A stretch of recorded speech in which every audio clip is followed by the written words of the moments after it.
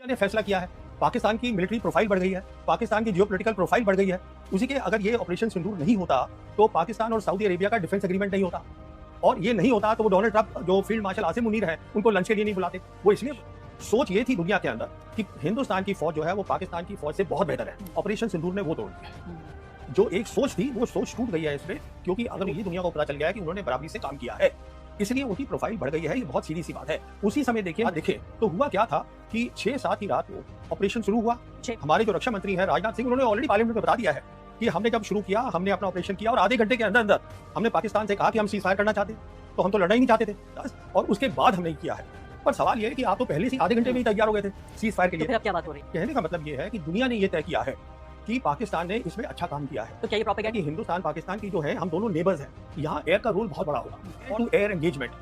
तो वो पहली ही 6-7 की रात को हमने देखा कि air to air engagement Pakistan air force ने करी, और अगले दिन उन्होंने इंटरनेशनल प्रेस को बुला के ब्रीफिंग भी दी। हम तो अभी तक उसकी बात ही नहीं करना चाहते हैं। उसमें उन्होंने कहा कि 4 रफेल हमने गिराए हैं 6-7 की रात को, और रफेल के नंबर भी दे दिए। उन्होंने यूएन में बोला कि हमने 7 हवाई जहाज गिरा दिए हैं, और साथ ही डोनाल्ड ट्रंप भी बोल रहे हैं, पर हम उसकी बात नहीं कर रहे हैं। तो सवाल ये है, हमें अपनी पोजीशन क्लियर करनी चाहिए। मुझे क्या कहते हैं वो दूसरी बात है, मैं तो जर्नलिज्म कर रहा था, समझता हूँ इस सब्जेक्ट को। तो मुझे खुद अंदर से परेशानी हो रही थी कि मेरा देश है and I want my arm forces to be strong. आई हो रही थी कि अगर कुछ बात हुई है आप अपना विजन तो दे दीजिए।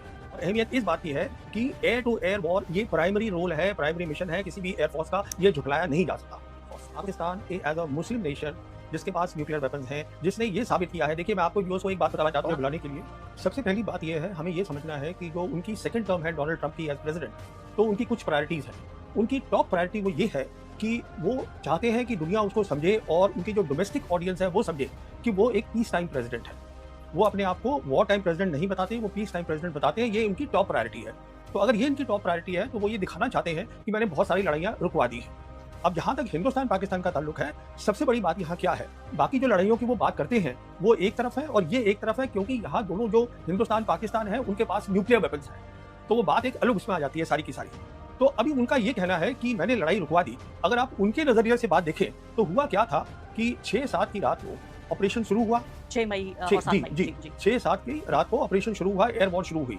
उसके बाद एक प्रेस रिलीज आई जो कि इंडियन एम्बेसी है, हमारी एम्बेसी वॉशिंगटन में, उन्होंने प्रेस रिलीज ये भेजी कि 8 मई को सुबह ही जो हमारे नेशनल सिक्योरिटी एडवाइजर हैं डोवल साहब, he got in touch with Marco Rubio America में, उनको बताने के लिए कि देखिए साहब यहाँ हो रहा है। अब जब आप किसी को कुछ बात बताएंगे तो आप चाहते हैं ऑब्वियसली कि वो दूसरी साइड से भी बात करे और रुकवाए। क्यों मैं बोल रहा हूँ ये, वो इसलिए बोल रहा हूँ क्योंकि हमारे जो रक्षा मंत्री हैं राजनाथ सिंह, उन्होंने ऑलरेडी पार्लियामेंट में बता दिया है कि हमने जब शुरू किया, हमने अपना ऑपरेशन किया, और आधे घंटे के अंदर अंदर हमने पाकिस्तान से कहा कि हम सीज फायर करना चाहते, तो हम तो लड़ना ही नहीं चाहते थे। तो 8 तारीख की सुबह को ये प्रेस रिलीज आ गई। इसका मतलब है मार्को रूबियो जो है वो दोनों तरफ से बातचीत उन्होंने शुरू कर दी हिंदुस्तान पाकिस्तान से।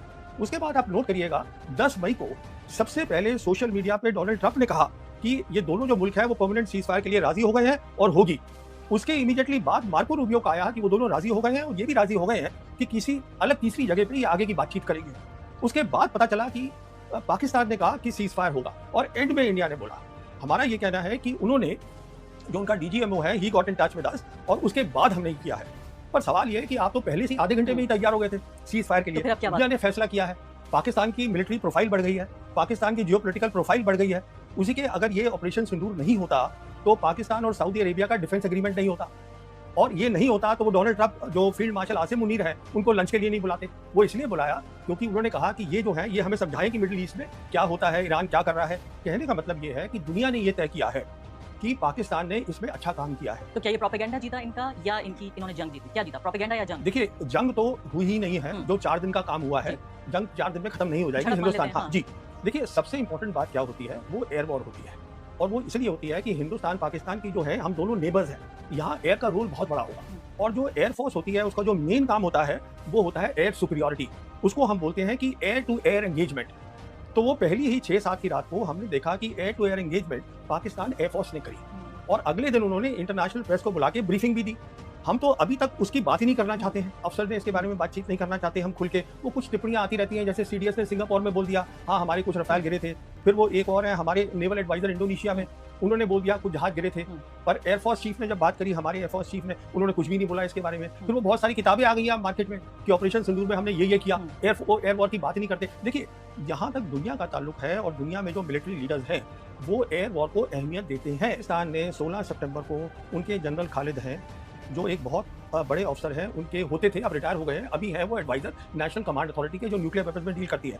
जनरल खालिद ने एक प्रेस कॉन्फ्रेंस करी इस्लामाबाद में 16 सितंबर को, और उसमें उन्होंने कहा कि 4 रफ़ाल हमने गिराए हैं 6-7 की रात को, और रफ़ाल के नंबर भी दे दिए।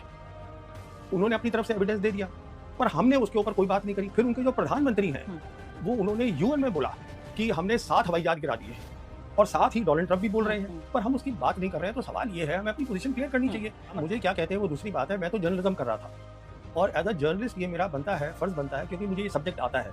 मैंने ये सब्जेक्ट 48 ईयर्स पढ़ा है, आर्मी के अंदर भी और आर्मी के बाहर भी। मैं समझता हूँ इस सब्जेक्ट को। तो मुझे खुद अंदर से परेशानी हो रही थी कि मेरा देश है, and I want my arm forces to be strong, I want my government to be upright.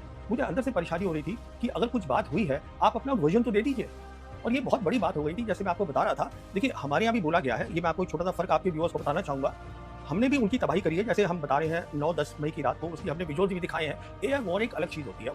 तो जैसे कि वीडियो आप देख चुकी हैं, इस प्रवीण सुहानी ने ज़बरदस्त तरीके से इंटरव्यू के दौरान इस बात का इतराफ़ किया है कि पाकिस्तान ने भारत से जंग जीत ली है। उसकी वजह ये है कि उनके अपने एयर चीफ ने भी इस बात को तस्लीम किया है कि पाकिस्तान ने हमारे जहाज़ गिराए हैं। और इसके अलावा फिर अमेरिकी सदर डोनाल्ड ट्रंप भी इस बात को तस्लीम कर चुके हैं कि पाकिस्तान ने भारत के 7 जहाज़ गिराए हैं। अब प्रवीण सुहानी का यही कहना है कि पाकिस्तान हर लिहाज से भारत से जंग जीत चुका है।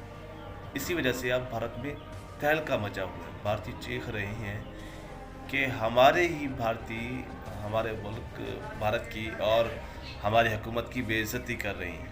इस वक्त मोदी भी चीख रहे हैं। अगर आपको हमारी इसी तरह की वीडियो अच्छी लगती हैं तो हमारे चैनल को सब्सक्राइब ज़रूर करें और घंटी के बेल आइकन को भी ज़रूर दबाएं।